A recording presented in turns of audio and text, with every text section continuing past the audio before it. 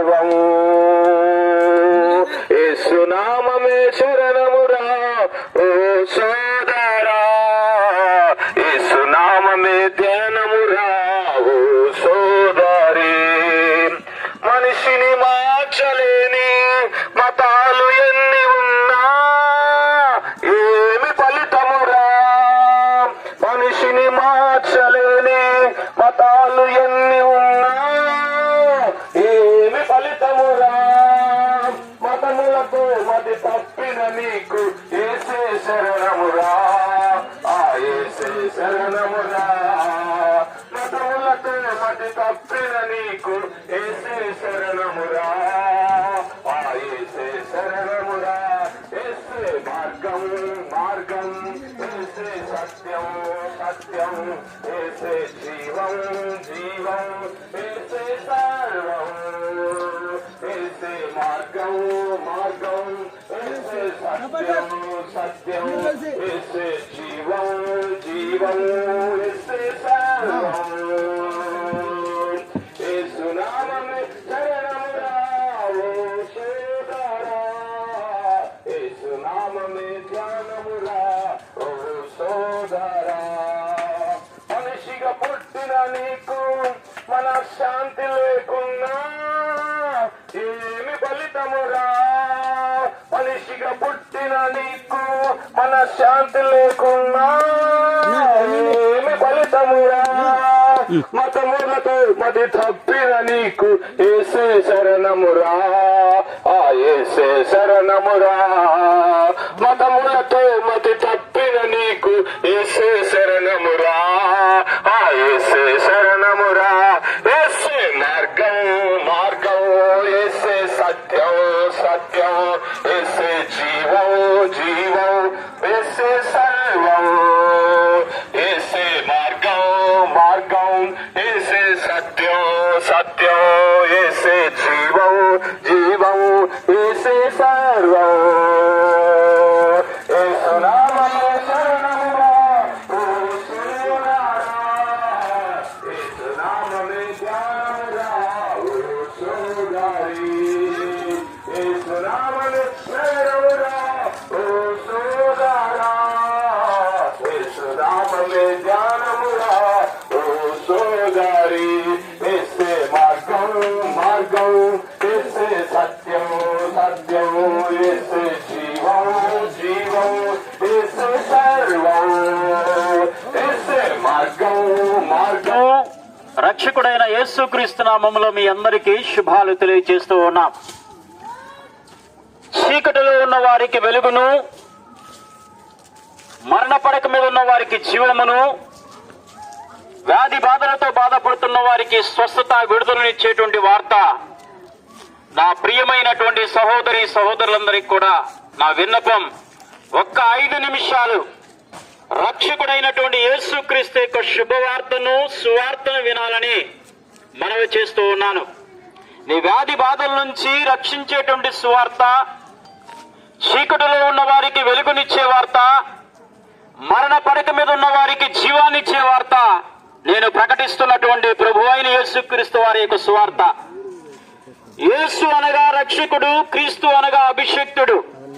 2024 సంవత్సరాల క్రితం ప్రపంచానికి నడిబొడ్డైనటువంటి యెరూషలేములోని బెత్లెహేము అనే ప్రాంతంలో కన్య మరియ గర్భాన దేవాది దేవుడు సృష్టికర్త, సకల చరాచర సృష్టిని కలగజేసినటువంటి లోకరక్షకుడైన యేసుక్రీస్తు ప్రభువారు నరరూపిగా మానవుడిగా ఈ లోకానికి రావాల్సి వచ్చింది. ఆ దేవాది దేవుడే, ఆ సృష్టికర్తే యేసుక్రీస్తు యొక్క నామాన్ని ధరించుకొని నరవతారిగా ఈ లోకానికి రావడానికి ప్రధానమైన కారణము, ఆయన సృష్టించుకున్నటువంటి ఈ జనాంగము మనము దేవుణ్ణి మర్చిపోయి, సృష్టికర్త అయిన దేవుణ్ణి మర్చిపోయి సృష్టిని పూజిస్తూ నా జీవితం నా ఇష్టం అన్నట్టుగా బ్రతుకుతున్నటువంటి మానవుడు నరకానికి పాత్రవుతా ఉన్నాడు. ఈ నరకానికి పాత్రవుతున్నటువంటి ఈ మానవుణ్ణి రక్షించడం కోసం ఆ దేవాది దేవుడు, ఆ సృష్టికర్త నరరూపిగా మానవునిగా మానవ స్వరూపములో యేసుక్రీస్తు యొక్క నామాన్ని ధరించి రావటానికి ప్రధానమైనటువంటి కారణము. నీకు బదులుగా నాకు బదులుగా ఆయన శిలువలో మరణించి సమాధి చేయబడి తిరిగి 3వ నాడు లేచిన వాడు నేను ప్రకటిస్తున్న ప్రభు అయిన యేసుక్రీస్తు. ఆయన ప్రేమకు అవధులు లేవు. ప్రియమైన దేవుని బిడ్డలారా, వినండి ఒక్క నిమిషం. ఆయన ప్రేమకు అవధులు లేవు. తల్లిదండ్రుల ప్రేమ కంటే, కన్న బిడ్డల ప్రేమ కంటే, బంధువులు, రక్త సంబంధికులు, ఇరుగు పొరుగు వారి ప్రేమ కంటే మిక్కటమైన అత్యున్నతమైన ప్రేమతో ప్రతి వారిని ప్రేమిస్తున్నవాడు ప్రభు అయిన యేసుక్రీస్తు. ఆయనకే ప్రేమామయుడని పేరు ఉంది. ఆయనకు ఆయనే సాటి. ఆశ్చర్యకరుడు, ఆలోచనకర్త, నిత్యుడుగు తండ్రి, సమాధానకర్త అనేటువంటి పేరు ఆయనకుంది. ఆశ్చర్యాలు చేయటంలోనూ ఆయనకు ఆయనే సాటి ఉన్నాడు. ఆయన జన్మ పరిశుద్ధమైనది, ఆయన జీవితం పరిశుద్ధమైనది, ఆయన మరణము పరిశుద్ధమైనది, ఆయన పునరుత్థానము కూడా పరిశుద్ధమైనది. కనుక ప్రియమైనటువంటి దేవుని బిడ్డలారా, అమూల్యమైనటువంటి అత్యున్నతమైన ప్రేమతో ప్రేమిస్తున్నవాడు ప్రభు అయిన యేసుక్రీస్తు. కులమత వర్గ వర్ణ ప్రాంతీయాలకు అతీతంగా ప్రతి ఒక్కరిని కూడా, ప్రతి దేశములో, ప్రతి ప్రాంతములో ఉన్నటువంటి వారందరినీ విక్కటమైన ప్రేమతో ప్రేమిస్తున్నవాడు నేను ప్రకటిస్తున్న ప్రభు అయిన యేసుక్రీస్తు. కనుక ప్రియమైనటువంటి దేవుని బిడ్డలారా, మానవ జీవితం శాశ్వతం కాదు. అందుకని యాకోబు పరిశుద్ధ బైబిల్ గ్రంథంలో యాకోబు పత్రికలో యాకోబు ద్వారా ఇలా మాట్లాడిస్తా ఉన్నాడు. ఓ మానవుడా, నీ జీవం ఏపాటిది? ఇంతలో కనిపించి అంతలో మాయమయ్యే ఆవిరి వంటిది కాదా? నీటి మీద బుడగ లాంటిది కాదా మానవ జీవితము? రాలిపోయే గడ్డి పువ్వు లాంటిది కాదా మానవ జీవితము? ఎందుకు ఈ అశాశ్వతమైనటువంటి జీవితానికి హైరాణ పడుతున్నావు? హంగులు, ఆర్భాటాలు, పగలు, కార్పణ్యాలు, కక్షలు పెంచుకుంటున్నావు. ఈ అశాశ్వతమైన క్షణభంగురమైనటువంటి జీవితానికి ఎందుకు ఇంత ఆర్భాటాలు? కనుక ప్రియమైనటువంటి దేవుని బిడ్డలారా, పరిశుద్ధ బైబిల్ గ్రంథం ఎలా తెలియజేస్తా ఉంది? మానవాళి ముందు రెండు మార్గాలు ఉంచబడి ఉన్నాయి. ఒకటి పరలోకము, రెండు నరకము. అదే లోకోక్తిగా స్వర్గము, నరకము అంటాము. నరకములో, నరక ద్వారం, నరక ప్రవేశములో నిత్యము యుగయుగాలు కూడా మన శరీరము కాలుతూనే ఉంటుంది. మరణము రమ్మన్నా రాదు. భరించరాని దుఃఖము, వేదన, అది మరణకరమైనటువంటి ప్రదేశము. అలాగే పరలోక రాజ్యము మహిమ ప్రపంచము. సదా మనము లోక రక్షకుడు సృష్టికర్తతో యుగయుగాలు జీవించే ప్రదేశమే పరలోక రాజ్యము, మహిమ ప్రపంచము. ఇక్కడ ఈ రెండు మార్గాల్లో ఏ మార్గము మానవుడు ఎల్లాలో ఈ భూమి మీద మానవుడు మరణించక ముందే తీర్మానం తీసుకోవాలి. ఏమని తీర్మానం? నేను నరకములో ఉండాలా లేదా పరలోక రాజ్యములో ఉండాలా అని చెప్పి ఈ భూమి మీద మరణించక ముందే మానవుడు తీర్మానం తీసుకోవాలి.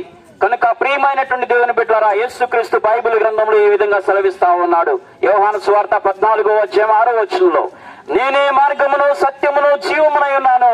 నా ద్వారా తప్ప ఎవరునూ పరలోక రాజ్యానికి రాలేరు అని.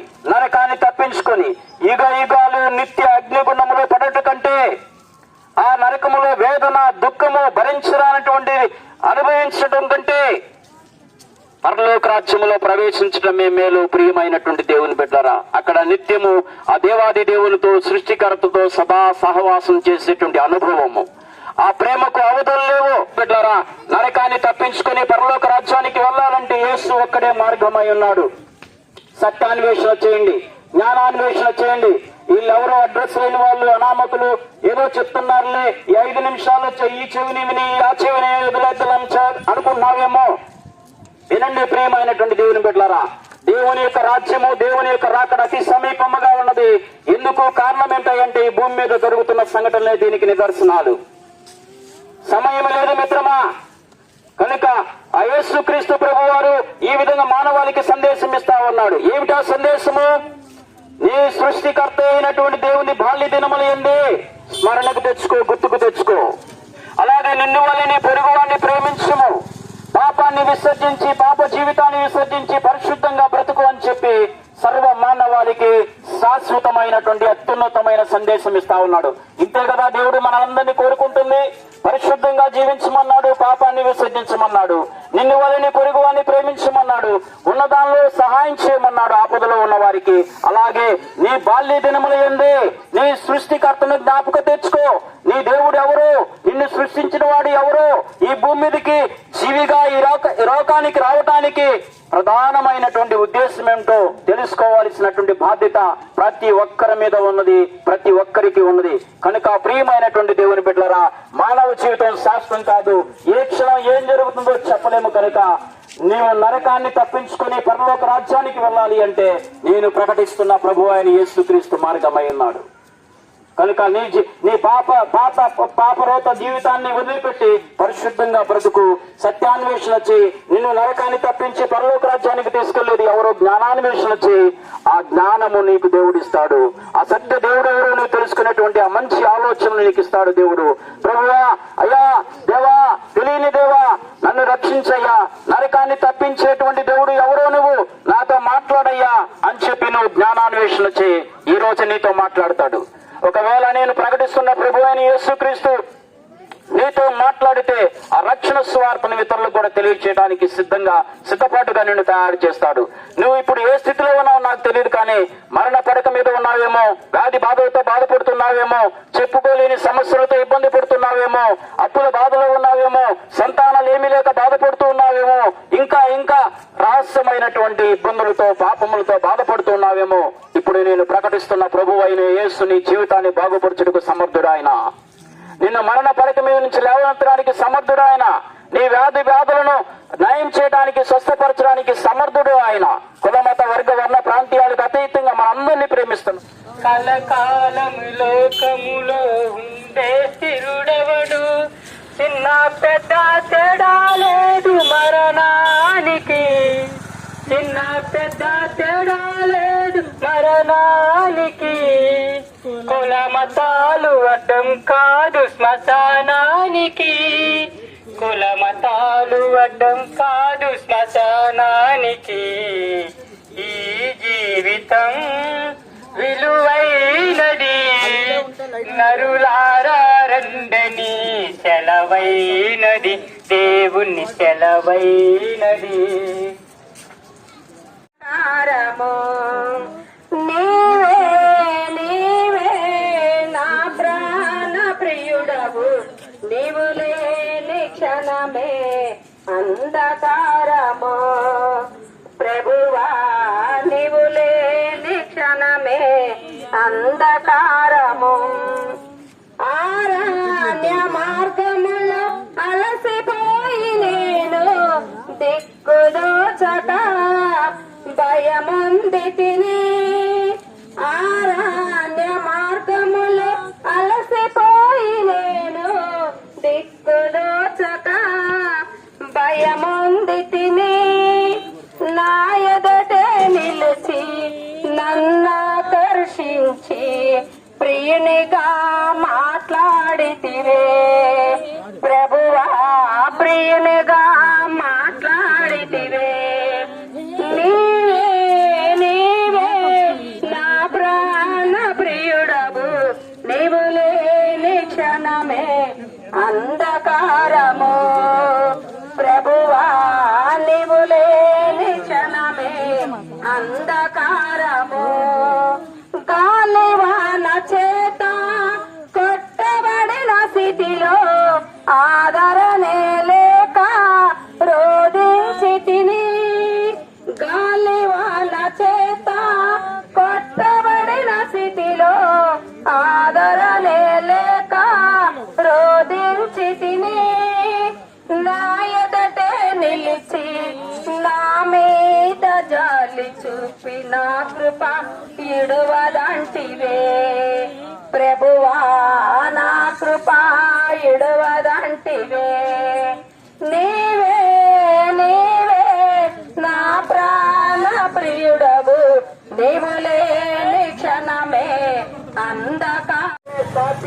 అని విర్రవీగినటువంటి లాస్ ఏంజల్స్ కి ఒక ఉదాహరణగా మనం చెప్పుకోవచ్చు. చూడండి, దేవుడు లేడు, మేమే దేవుళ్ళం, మేమే రాజులం, మాకు మేమే సాటి అని దేవుణ్ణి జీరో చేసి పడేశారు లాస్ ఏంజల్స్ వారు. చూడండి, కొన్ని కోట్లకి వాళ్ళ అధిపతులు పేరు ప్రఖ్యాతులు గావించారు, కానీ చివరికి దేవుడు లేడని భ్రమపరిచి దేవుణ్ణి జీరో చేశారు. చూడండి, దేవుడు లేడని చెప్పిన రెండో రోజు మూడో రోజు వాళ్ళకి పతనం మొదలైంది.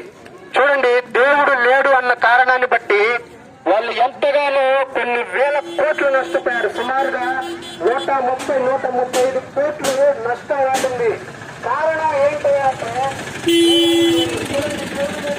మనం ఎలా జీవిస్తా ఉన్నాం, ఈ భూమి, ఈ ఆకాశం, ఈ సూర్యుడు, చంద్రుడు, నక్షత్రములు, సకల జీవరాశులు, గాలిని, నీరుని నువ్వు బ్రతుకుతున్నావంటే దానికి కారణం ఎవరు? దేవుడు. చూడండి, ఒక బండిని మనం నడుపుతా ఉన్నామంటే ఆ బండిని కనిపెట్టిన వ్యక్తి ఉంటేనే ఆ బండిని మనం నడపగలం. చూడండి, ఒక చెప్పు తెగిందనుకోండి, చెప్పు రిపేర్ చేసే వ్యక్తి దగ్గరికి వెళ్తేనే మనం ఆ చెప్పుని బాగు చేస్తాడు. చెప్పు తగిన దగ్గర వ్యక్తి వెళ్లకుండా రిపేర్ వచ్చిన బండి చేసే దగ్గరికి వెళ్ళి చెప్పు కుట్టండి అంటే ఆ వ్యక్తి ఎలా అయితే కుట్టడో, అలాగే హృదయం చేసిన దేవాతి దేవుడైన యేసు క్రీస్తుల ప్రభువారి వద్దకు మాత్రమే వస్తేనే మన హృదయాన్ని బాగు చేయగలడు. మన హృదయం అన్నిటికరమంటే మోసకరమైన వ్యాధి కలగని దేవుని వాక్యం మనకి స్పష్టంగా తెలియజేస్తా ఉంది. మన పేరుకి పైకి చాలా చక్కగా, అందంగా, రమ్యంగా మరి దేవుని వాక్యాన్ని వినవలసిందిగా ప్రభు పేరట తెలియచేస్తున్నా.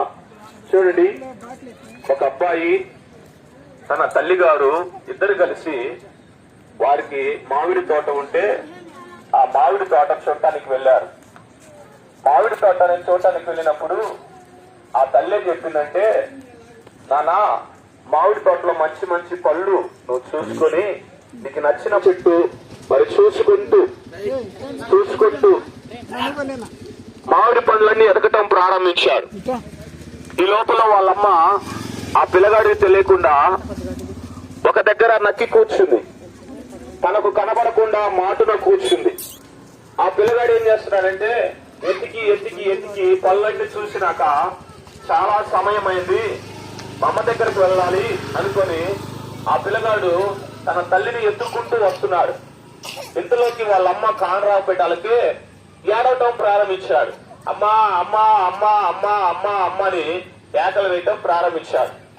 ఆ ఏడుపు, ఆ కేకలు విన్న ఆ తోటలో పనిచేసే దాసుడు లేకపోతే ఆ పనిచేసే వ్యక్తి ఆ పిల్లగాడికి పరుగున పరిగెత్తుకుని వచ్చి, బాబు ఎందుకు ఏడుస్తున్నావు అని అంటే ఆ బాబు అంటున్నాడు, మమ్మ నాకు కానరాట్లేదు, మమ్మ నేను ఈ తోటలోకి వచ్చాము, మమ్మల్ని నేను మిస్ అయ్యానంటే ఆ తోటలో పనిచేసే వ్యక్తి అంటాడు, అయ్యా అమ్మ ఎక్కడికి పోలే గాని అమ్మ నీ దగ్గరికి వస్తుంది, నేను మంచి మామిడికాయ నీకు నచ్చిన మామిడికాయ కోసి నీకు ఇస్తాను, నువ్వు కూర్చొని తిను నాయన అంటే ఆ అబ్బాయి అంటాడు, నాకు మామిడికాయ వద్దు, మమ్మే కావాలంట. అయ్యా నీకు ఒక మామిడికాయ కాదు, 2 మామిడికాయలు కాదు, 4 మామిడికాయలు నువ్వు తింటనే ఉండు, నేను నీకు కోసిస్తూనే ఉంటే ఆ పిల్లగాడు అంటాడు, నాకు ఈ మామిడికాయలు వద్దు, మమ్మే నాకు కావాలి, ఈ తోట కంటే ఈ మామిడికాయల కంటే మమ్మే నాకు చాలా ఇష్టం, ఈ తోట మాదే, ఈ తోటలో వచ్చే సువాసన అంతా కూడా మాదే, కాబట్టి మమ్మ దొరికితే చాలు, నాకు సంతోషంగా ఉంటదని ఆ బాబు చెబుతున్నాడు. ఇంతకీ ఈ మాట ఎందుకు చెబుతున్నా అంటే, ఈ లోకంలో పసిపిల్లగాడికి తల్లి ప్రేమ ఎంత అవసరమో అలాగే ఆధ్యాత్మిక జీవితంలో మనందరికి కూడా ఆత్మీయ తండ్రి ఒకడున్నాడు. ఆయన ప్రభు అయిన యేసుక్రీస్తు ప్రభువారు. ఆ పిల్లగాడికి తల్లి కోసం ఎంతగా ఆరాటపడి నాకు తల్లి కావాలి, మమ్మ ప్రేమ కావాలి, మమ్మ స్పర్శ కావాలని తన తల్లి కోసం ఆరాటపడ్డాడు. ఈ లోకములో దేవుళ్ళు, దేవతలు, మహానుభావులు, ఎంతో మంది బోధకులు వచ్చినా కానీ ఏ ఒక్కరు కూడా నేను మనిషిని ప్రేమిస్తున్నాను, లోకాన్ని ప్రేమిస్తున్నాను ఎవరు చెప్పలేదండి. కేవలం ఒక్క ఆయన మాట చెప్పాడు, దేవుడు లోకమును ఎంతగానో ప్రేమించెను కాగా తన అద్వితీయ కుమారుని విశ్వసించువాడు నశింపక నిత్య జీవం పొందినట్లు ఆయనను దేవునికి దూరమై దేవుడు ఎక్కడని తీర్థయాత్రలు చేస్తూ దేవుడు ఎక్కడా అని చెప్పేసి కొండలకు, గుళ్ళకు, గోపురాలకు వెళ్తూ దేవుడు ఎక్కడా అని ఎదుగుతున్న మానవుణ్ణి ఆయనే ఎత్తుకుంటూ శరీరధారిగా, నవరవత దారిగా ఆయన 2000 సంవత్సరాల క్రితము ఆయన ఇక్కడికి వచ్చినాడు. ప్రేమైన వాళ్ళరా, దేవుడు లేడని ఎంతో మంది బుద్ధిహీనులు అంటున్నారు. దేవుడు లేడని ఎంతో మంది బుద్ధిహీనులు హృదయమందు అనుకుంటున్నారంట. దేవుడు ఉన్నాడు, ఆయన ప్రేమ స్వరూపి. ఇదిగో నశించిన దాన్ని వెనక్కి రక్షించడానికి వచ్చిన దేవుడు 2000 సంవత్సరాల క్రితం వచ్చాడు. దేవుడు వాక్యం తెలియజేస్తుంది, ఏ భేదము లేదు, అందరూ పాపము చేసి దేవుడు అనుగ్రహించు మహిమను పొందలేకపోతున్నారని దేవుడు వాక్యం తెలియజేస్తుంది. ఈ రాత్రికాల సమయంలో ఒక చక్కటి మాట మీతో చెప్పాలని ఆశపడుతున్నాను. పాపము చేసిన మనిషి నరకానికి వెళ్తారు, పుణ్యం చేసిన మనిషి స్వర్గానికి వెళ్తాడని మనం అనుకుంటాం. అన్నదాన కార్యాలు చేసినా, అలాగే బట్టలు ఇచ్చినా, అలాగే మనం ఇంకా ఏమైనా మంచి మంచి పుణ్య కార్యాలు చేస్తే మనం పరలోక రాజ్యానికి వెళ్తామని అనుకుంటాం. కానీ మనిషి యొక్క నీతి పాపము నుంచి మనం రక్షించడానికి సామర్థ్యమైనటువంటి దేవుడే యేసుక్రీస్తు ప్రభువు వారు. యేసుక్రీస్తు ప్రభు దగ్గరికి వచ్చిన వారి పాపములను యేసుక్రీస్తు ప్రభు క్షమించాడు. అవునండి, వారి పాపంలో యేసుక్రీస్తు ప్రభు క్షమించారు. ఒక స్త్రీ అత్తరు బుడ్డితో అత్తరు తీసుకొచ్చి మరి కన్నీటితో యేసు ప్రభు వారి పాదాలు కడిగినప్పుడు, తన తల వెంట్రుకలతో యేసు ప్రభు వారి పాదాలు పిలిచినప్పుడు ఆమె పశ్చాత్తాపడి కన్నీళ్లు విడుస్తుంటే, అమ్మా నువ్వు సమాధానం గలదానివై ఇంటికి వెళ్ళు, నీ పాపంలో క్షమించబడి ఉండమని యేసుక్రీస్తు ప్రభు చెప్తారు. ఈ భూమి మీద పాపాలు క్షమించడానికి అర్హులైనటువంటి వారు, యోగ్యులైనటువంటి వారు, పరిశుద్ధుడైనటువంటి యేసుక్రీస్తు ప్రభు ఒక్కరే. ప్రియమైన వాళ్ళారా, ఆ యేసు ప్రభు దగ్గరికి రండి. మన పాపంలో మనం ఒప్పుకుంటే మనం భరించలేనటువంటి ఆ పాప భారాన్ని యేసుక్రీస్తు ప్రభు తీసివేసి మనకు శాంతి సమాధానాలు ఇస్తారు, రక్షణ ఇస్తారు, మనకి పరలోకాన్ని చేర్చుకుంటారు. మనం దేవుని బిడ్డలుగా స్వీకరించబడి ఏంటంటే, దేవుడు లోకమును ఎంతో ప్రేమించాను. ఆయన ఎంత ప్రేమించాడు అంటే, ఏ ఒక వ్యక్తి తను తాను ప్రేమించలేనంతగా ప్రేమించాడు. అంటే మనం అందరం అనుకుంటూ ఉంటాం, మన దేహం చక్కగా ఉండాలని, మనము చక్కగా ఉండాలని చెప్పేసి, బాగా బలంగా ఉండాలని, సౌందర్యంగా ఉండాలని చెప్పేసి మనం మన దేహాన్ని ఎంతో ప్రేమించుకుంటాం. అయితే కొన్ని సందర్భాల్లో మన దేహం పైన మనకే కొన్ని సందర్భాల్లో విసుగు చెందే ఆ యొక్క సందర్భాలు వస్తూ ఉంటాయి. అయితే దేవుడు అంట నీ యొక్క స్థితిగతులు మొత్తం ఎరిగిన దేవుడు, సర్వాంతర్యామి అయిన దేవుడు, అయినా నిన్ను ప్రేమించాడంట. కనుకనే అలా ప్రేమించిన దేవుడు ఈ 2024 సంవత్సరాల క్రితం ఈ లోకానికి మానవ అవతారిగా వచ్చి ఉన్నాడండి. ఎందుకు ఆయన ఈ లోకానికి రావాల్సి వచ్చింది అంటే, ఆ బైబిల్ ఈ విధంగా సెలవిస్తూ ఉంది, ఏ భేదము లేదు, అందరూ పాపము చేసి దేవుడు అనుగ్రహించే మహిమను పొందలేకపోతున్నారు. సో దేవుడు ఆ దేవుని యొద్దకు వచ్చి మాట్లాడే ఆ యొక్క గుణాన్ని పోగొట్టుకున్నారు. సర్వ సృష్టికర్త అయిన దేవుడు తన నోటితో ఇవి కలుగును గాక అని పలకగా సమస్తమును, లోకములో ఉన్న సమస్తమును, ఇప్పుడు మనం అనుభవిస్తున్నటువంటి గాలి, చెట్లు, నేల సమస్తము ఆయన మాటతో పలకగానే అవన్నీ కలిగినవి. అయితే మానవుని మాత్రము ఆ రీతిగా కలుగు చేయలేదు. మానవుని దేవుడు తన స్వహస్తముతో చేసి తన యొక్క ఊపిరిని మానవుని యొక్క జీవానికి అప్పగించి ఉన్నాడు. అందుకనే మానవుడు జీవం గల వ్యక్తిగా నడుస్తూ, ప్రయాణం చేస్తూ, ఆలోచన చేస్తూ గొప్పగా మేధావిగా అవుతూ ఉన్నాడు. అయితే ఇటువంటి ఆ గొప్పగా ఉన్నటువంటి మానవుని దేవుడు సృష్టించిన సృష్టికర్త ఎందుకు సృష్టించాడంటే, దేవుణ్ణి ఆరాధన చేయాలని. సృష్టికర్త అయిన దేవుని తెలుసుకొని ఆయన ఎత్తుకు వచ్చి ప్రతిదినము ఆయన ఆరాధన చేయాలని, ఆయనతో సహవాసం చేయాలని, ఆయనతో నువ్వు సంభాషించాలని ఆయన మానవుని చేసి ఉన్నాడు. అయితే మానవుడు ఏం చేస్తున్నాడంటే, ఆ తర్వాత కొన్ని దినముల తర్వాత తాను స్వతహాగా ఆలోచించడం మొదలుపెట్టి మానవుడు దేవుడి నుంచి దూరమై, దేవుడు ఏదైతే చెప్పాడో చెప్పినటువంటి పని చేయక దేవుడి నుంచి దూరం అయిపోయాడు. సో దాన్ని బైబిల్ భాషలో ఏమంటారంటే ఆజ్ఞను అతిక్రమించడం అంటారు. ఆజ్ఞ అతిక్రమమే పాపమని బైబిల్ సెలవిస్తా ఉంది. దీన దిశలలో నేనుండగా నన్ను విడువనెత్తితివి, దీన దశలో నేనుండగా నన్ను విడువనెత్తితివి.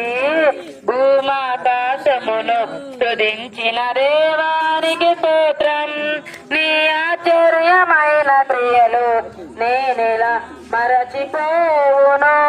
హల్లెలూయా హల్లెలూయా హల్లెలూయా హల్లెలూయా హల్లెలూయా హల్లెలూయా హల్లెలూయా హల్లెలూయా.